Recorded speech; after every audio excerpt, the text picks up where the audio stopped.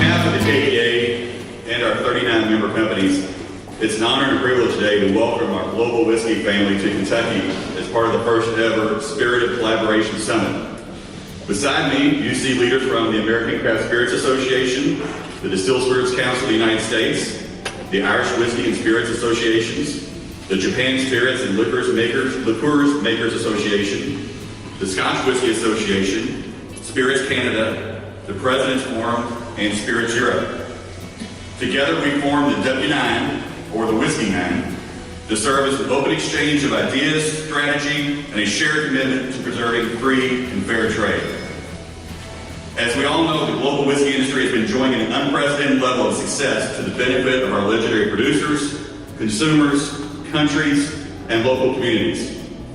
When we met this morning, there was a lot of talk about the golden age of whiskey, which we know all too well in Kentucky, where bourbon has become one of the Commonwealth's biggest economic and tourism drivers, a booming $8.5 billion industry that employs 17,500 Kentuckians with the second highest spin-off factor just behind our friends in the automobile industry.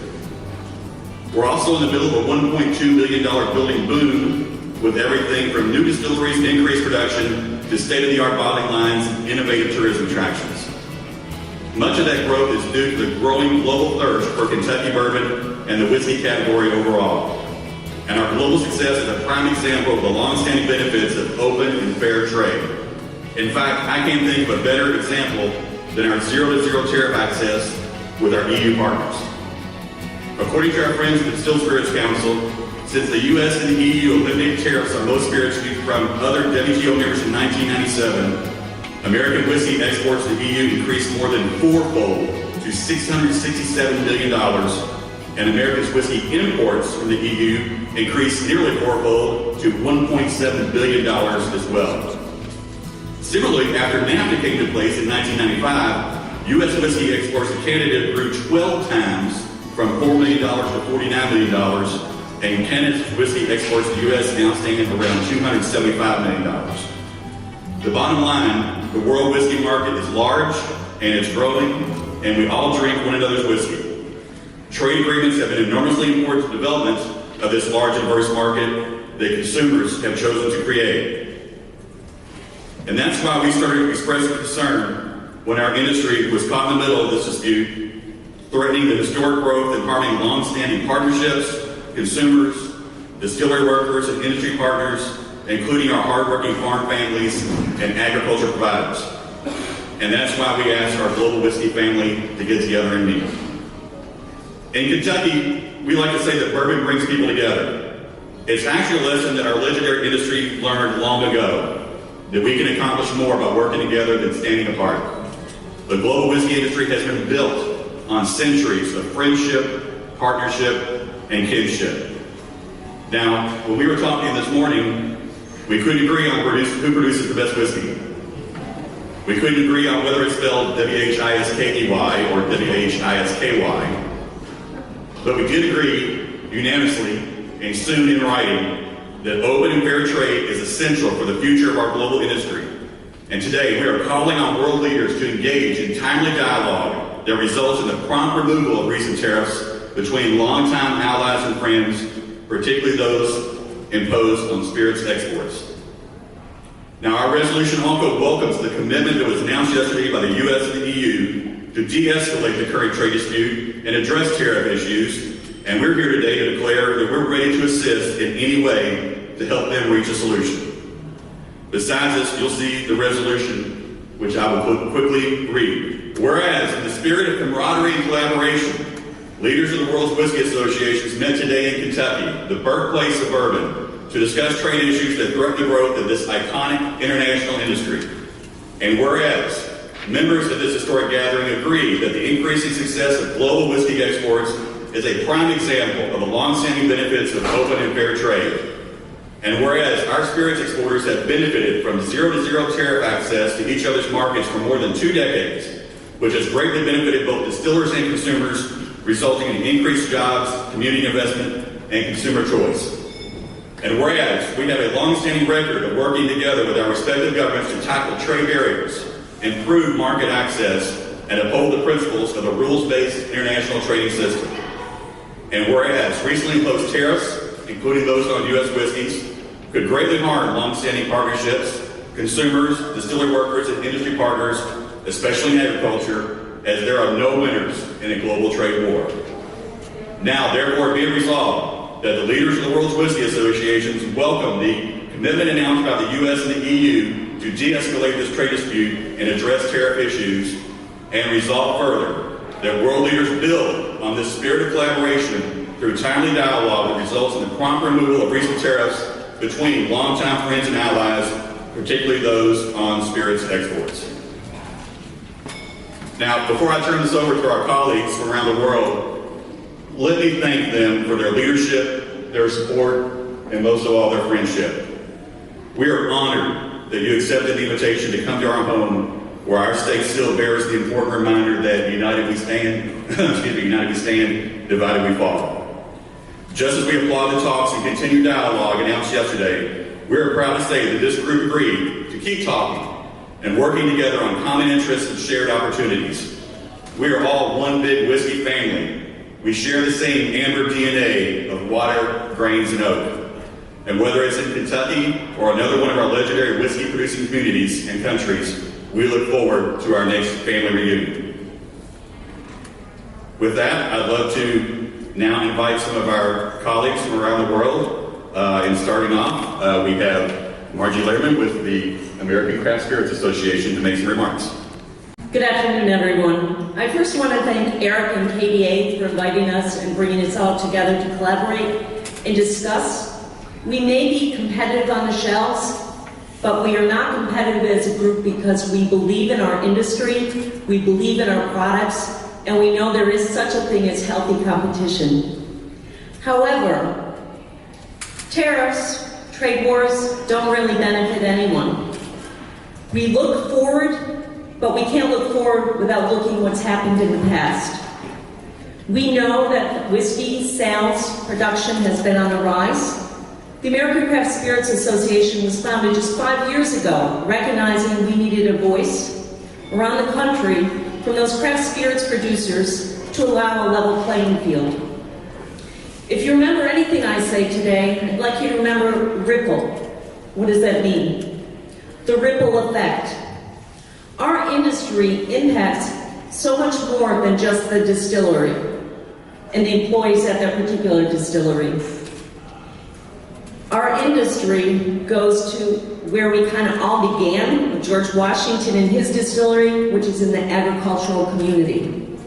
So if we start with agriculture and that little grain of seed, and we go on from there, and the bottlers, and transportation, and manufacturing, and the graphic artists, it touches so many different levels of what we're doing.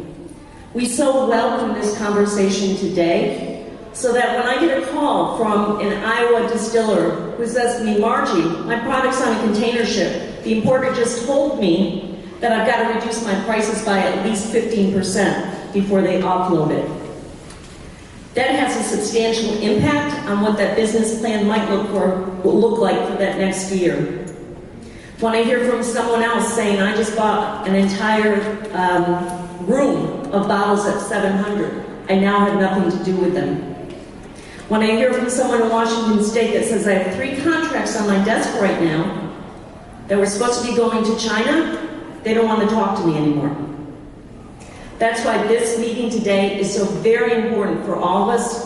We so look forward to what we can do as a united front and making a difference for all spirits throughout the world. Thank you.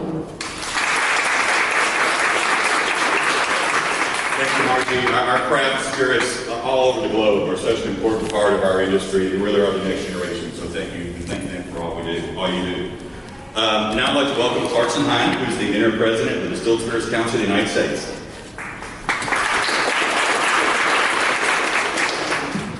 Thank you, Eric. Let me join Margie in thanking you and the KDA team for your instrumental role in bringing the W9 together here in Louisville last night and today. I just want to underscore that what we saw yesterday, the announcement from the White House and the EU, is a very positive step. It's precisely the course of action that we've been seeking through our advocacy efforts Dialogue and de-escalation are the keys to working out of the current situation. Every meeting we have with the administration, when we ask what is the swiftest and surest solution to the current situation, the answer is always dialogue and negotiation. So now the important thing is to build on this progress and complete the job of removing the tariffs and returning to tariff-free market access, which has benefited our industry, our trading partners, our suppliers, our distillery workers, and our consumers around the world for more than 20 years. Thank you. Thank you, Clarkson. Would now like to welcome Eva Clark with the Irish Whiskey and Spirits Association.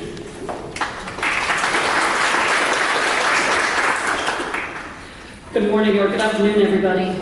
Once again, and everybody's going to say it, I mean, Kentucky Distillers Association, your vision and your insight to bring everybody here for this unique event is absolutely wonderful, and it is very much appreciated. Whiskey brands, as we all know and as we heard this morning, are increasingly popular with consumers all around the world, and in particular Irish whiskey.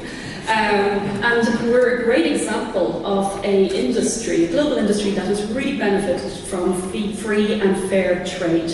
And that's essentially what we're here to talk about today. I mean, you know, there's such a close relationship between EU countries and the US in particular, and that's a relationship that's been built up over the years. And for myself in the Irish whiskey industry, we ship 9 million cases of Irish whiskey around the world, and 4 million of those come to the US. That partnership is really, really important. So we're called here today, echoing what everybody else is saying, nobody wins in a trade war. Not the consumers, not the retailers, not ourselves, not our distillery workers. So we ask our leaders to encourage dialogue and keep going until we resolve this issue. Thank you. June Tanaka of the Japan Spirits and Liqueurs Makers Association. Thank you, Eric and your team for inviting us. I'm from Tokyo. As you know, Japan is the great supporter of free trade and fair trade, not only the government but the industry itself. And so far, we are not in the battlefield of this trade war, but we are closely watching this. And this is my personal note through this morning meeting. I really realized again that the free trade and fair trade is a really basic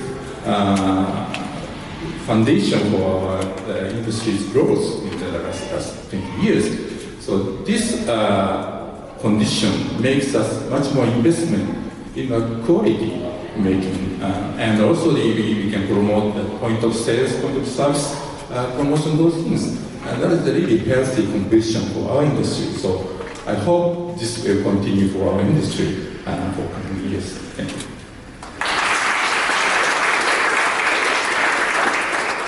Thank you, June. Now I'd like to welcome Karen Betts of the Scotch Whisky Association. Thank you, Eric, and many thanks to your team and everybody else, to everyone else who made today happen. It's great for Scotch whisky to be here in Louisville, Kentucky, the home of American and bourbon whisky, among whisky family and friends. We too were very encouraged by yesterday's meeting between the President of the United States and the President of the European Commission. I'm very encouraged by what they said about strengthening the trade relationship between the United States and Europe, and about working together towards zero tariffs and zero non-tariff barriers. For all the reasons you've just heard, that has the absolute full support of the whisky category. The whisky industry in Europe, in the United States, Canada and Japan has all benefited from more than 20 years of tariff-free trade. And that tariff-free trade has supported the livelihoods of ordinary people who have made a global success of exporting their local whiskies. Ours is a hugely integrated industry across the Atlantic, around the world. There are lots of dependencies between all our different categories of whisky. and there's a lot of collaboration to celebrate. So, for example, a majority of Scotch whisky is matured in old bourbon oak barrels. And those jobs on either side of the Atlantic, all over the world, support, as I say, millions of livelihoods and millions of dollars worth of investment. So long may that continue. Thank you. Thank you, Karen. And I got a kick yesterday because Karen and Sarah were out at Jim Beam bugging some barrels, and she commented, "Wow, those barrels look new." Because by the time that they get over there, they're been through a lot so far. So thank you. Now, happy to welcome Jan Westcott with Spirits Canada.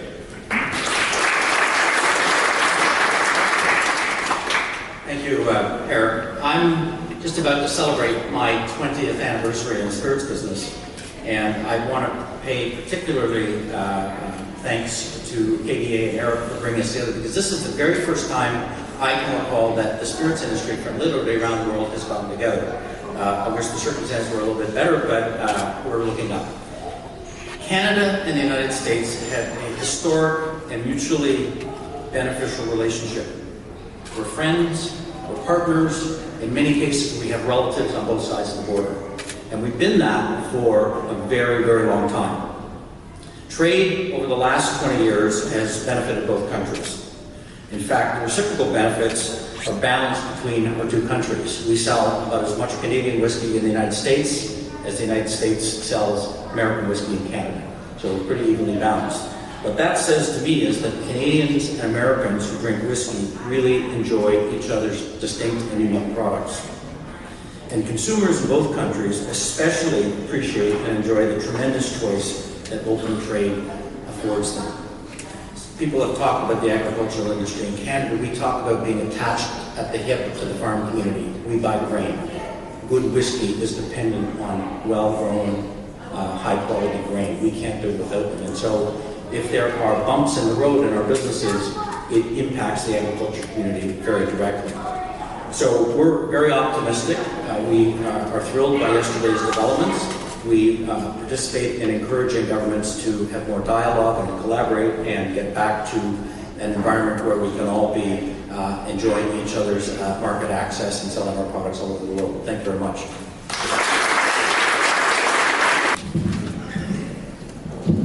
Thanks, Eric. I actually didn't plan on making a comment, but I figure in the spirit of everyone mentioning how important the symbiotic relationship of global whiskey is, I think representing companies that obviously make many variety of spirits, for bourbon in particular, there's such a unique Americanness to it.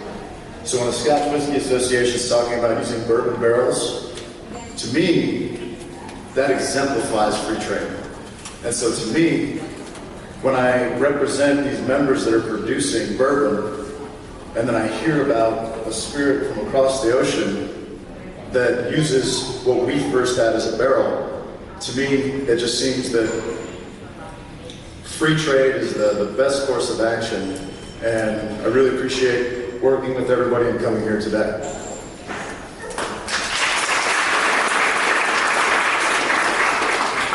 Thank you. And finally, I have Sarah Dickerson. You're representing Spirit Europe. Thank you.